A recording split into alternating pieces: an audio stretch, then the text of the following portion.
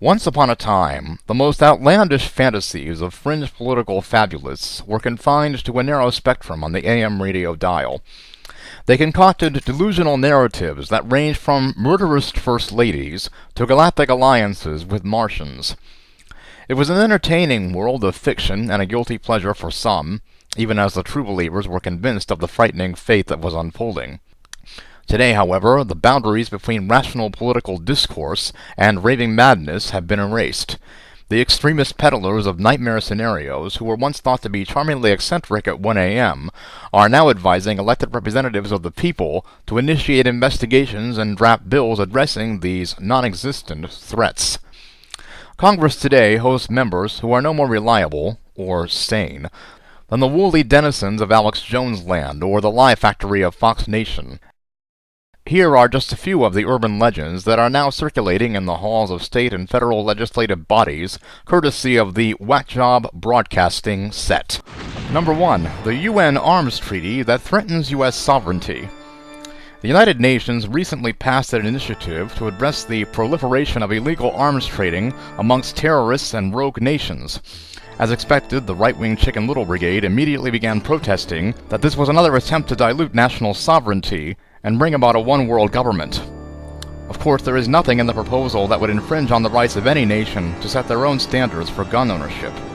The actual resolution explicitly states that countries will quote-unquote exclusively maintain the right within their borders to, quote, regulate internal transfers of arms and national ownership, including through national constitutional protections on private ownerships. This perfectly reasonable attempt to disarm criminals and tyrants was opposed initially by Alex Jones and similar fringe broadcasters, but eventually their outrage bubbled up to singed Republicans in Congress, who managed to prevent the treaty's ratification. The GOP opposition was notable for the fact that it concurred with the only 3 UN nations that also opposed it: Syria, Iran, and North Korea. Number 2. Communists have infiltrated the U.S. government. This may seem like a throwback to the 1950s with the Red Scare promulgated by Senator Joseph McCarthy and others, but make no mistake, this is all too current. Commie hunters and the fringe media are still accusing all liberals of having pinko sympathies, and they have an ally in former Congressman Allen West, who is now hosting his own webcast.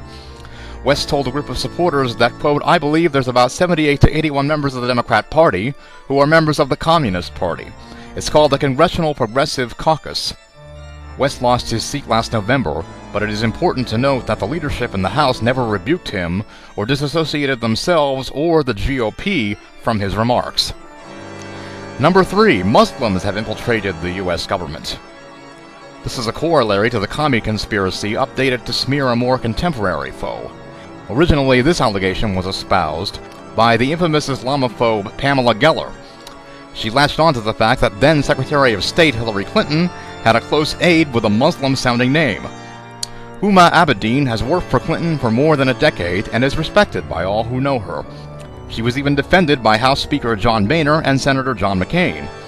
That didn't stop a cabal of House members led by Tea Party Queen Michelle Bachmann to fire off a letter to the State Department demanding an investigation and alleging that Abedin had ties to the Muslim Brotherhood.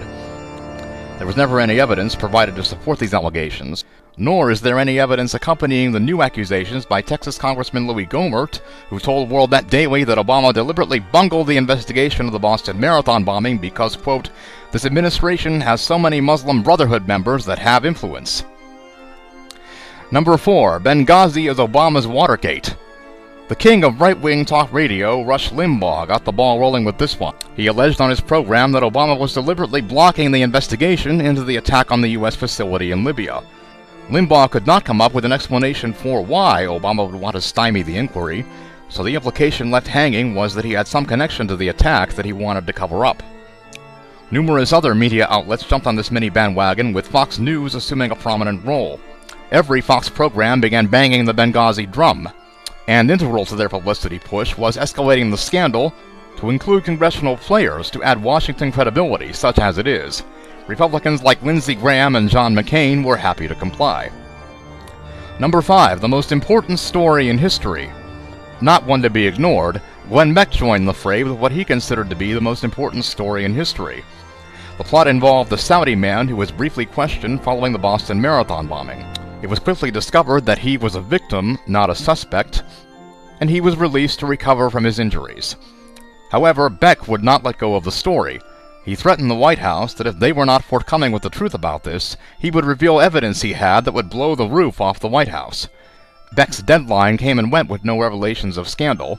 He merely repeated what he had previously alleged, which had already been debunked, which makes it all the more curious that 4 members of Congress are officially demanding answers from the Department of Homeland Security based on what they call media reports, but are really just Beck's psychotic discharges.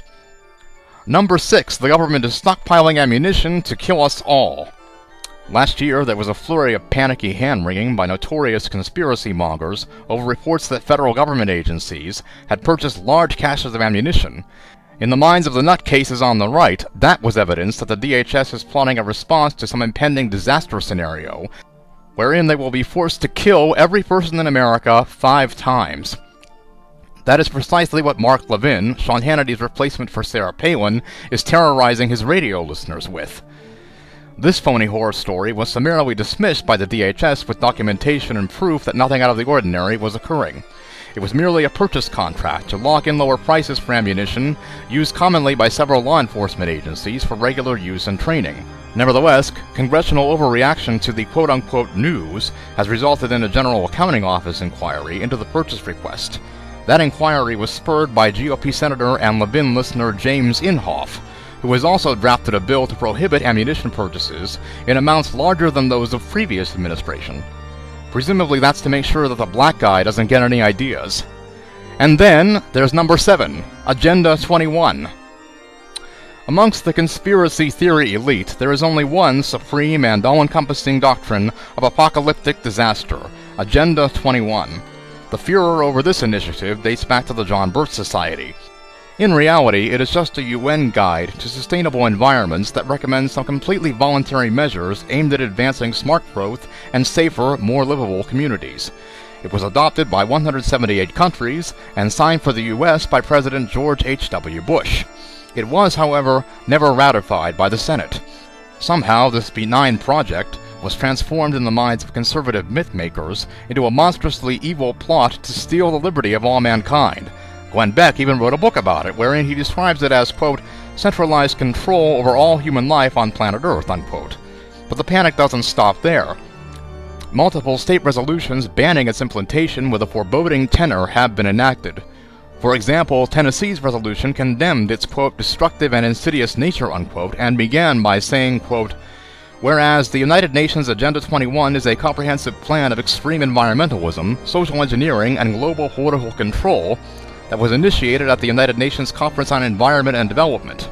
That's fairly typical of the numerous legislative measures aimed at defending America from a tyrannical global one-world government, orchestrated by despotic environmentalists and the liberal media.